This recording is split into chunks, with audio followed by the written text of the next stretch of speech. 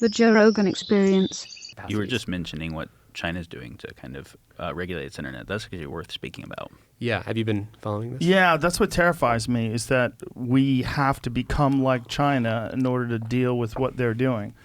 I feel like one step moving in that general direction is a social credit score system, and I'm terrified of that. Right. And I think that is where vaccine passports lead to. I really do. And I think this idea that they're slowly working their way into our everyday lives and in this sort of inexorable way, where you have to have some sort of paperwork or some sort of a Q code or something on your phone or QR code, that scares the shit out of me, because that's you're never going to get that back. Right. Once the government has that kind of power and control, they're going to be able to exercise it whenever they want with all sorts of reasons to institute it.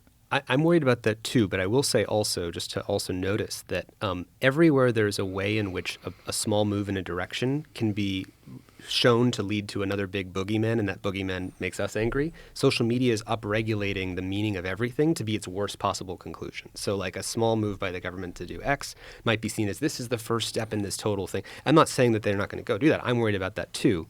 But to also just notice the way that social media amplifies that the degree to which we all get kind of reactive and triggered by that. The thing that I think is worth mentioning is what China is doing regarding its internet, because it's seeing real problems, and we might not like their solution. We might want to implement a solution that has more civil liberties than we should. Well, let's explain what they're doing. Yeah.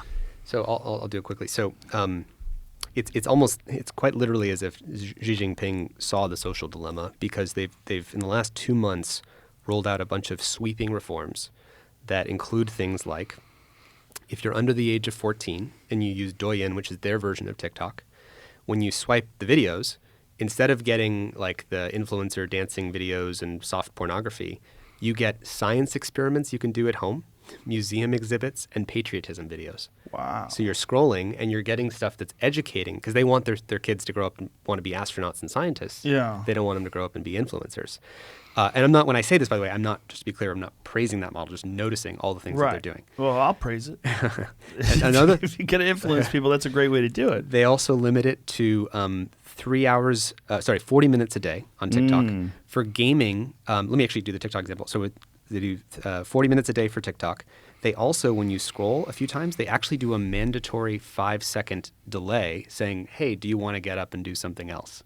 Like, because when people sit there infinitely scroll, even Tim Cook recently said mindless scrolling, which was actually invented by my co-founder of the Center for Humane Technology, Asa Raskin. He was in the social dilemma. He's the one who invented that infinite scroll thing. China said, hey, we don't want people mindlessly scrolling. So after you scroll a few videos, it does a mandatory 5-second like interlude.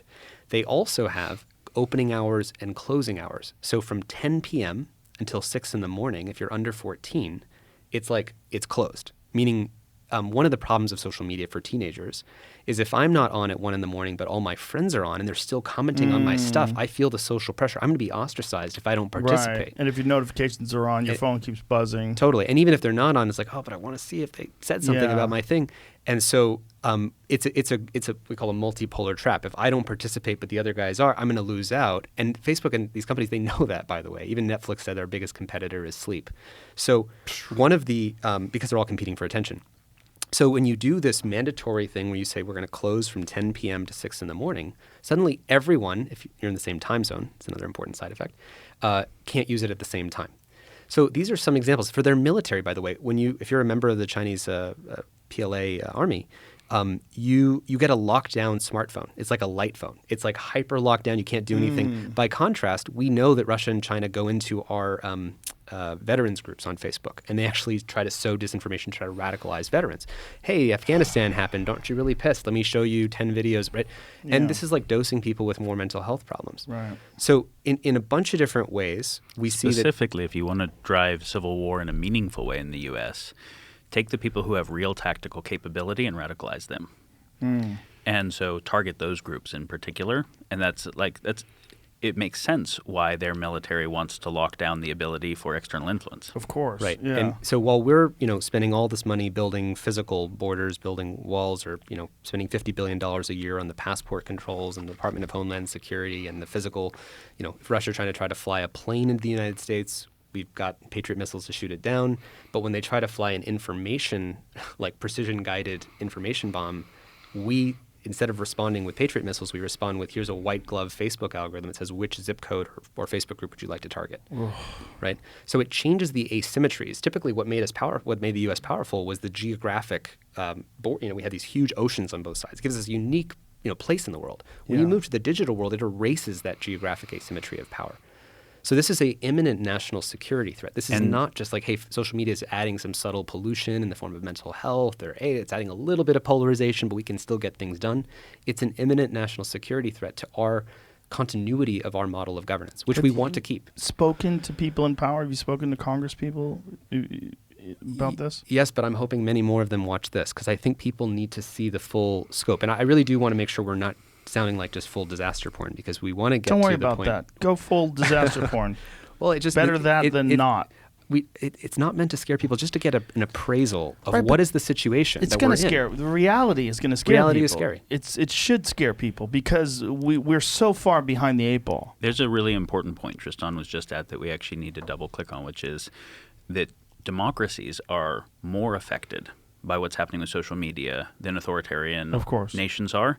And for a number of reasons. But do you want to? Well, and we sort of hinted at it earlier, but when social media's business model is showing each tribe their boogeyman, their extreme reality, it forces a more polarized political base, which means to get elected, you have to say something that's going to appeal to a base that's more divided. And in the Facebook files that Frances Haugen put out, they showed that when Facebook changed the way its ranking system worked, in 2018 to something called meaningful social interactions. I won't go into the details. They talked to political parties in Europe. So here we are. It's 2018. They do an interview with political parties in Poland, in Hungary, in Taiwan, and India. And these political parties say, Facebook, we know you changed your ranking system. And Facebook smugly responds, yeah, everyone has a conspiracy theory about how we change our ranking system because those stories go viral. And they're like, no, we know that you changed how your ranking system works, because we used to be able to publish, here's a white paper on our agriculture policy to deal with soil degradation. And now when we publish the white paper, we get crickets. We don't get any response. And we tested it, and the only thing that we get traffic and attention on is when we say negative things about the other political parties. So, and they say, we know that's bad. We don't want to do that. We don't want to run our campaign that's about saying negative things about the other party. But when you change the algorithm, that's the only thing we can do to get attention. It shows how central the algorithm is to everything else. If I'm Tucker Carlson or Rachel Maddow or anybody who's a political personality, are they really saying things just for their TV audience? Or are they also appealing to the algorithm? Because more and more of their attention is going to happen downstream in these little clips that get filtered around. So they also need to appeal to how the algorithm is rewarding saying negative things about the other party. So what that does is it means you elect a more political, representative class that's based on disagreeing with the other side and being divided about the other side, which means that it throws a gear into a wrench into the gears of democracy, and means that democracy stops delivering results in a time where we have more crisis, we have more supply chain stuff and inflation and all these other things to respond to. And instead of responding effectively, it's just division all the way down.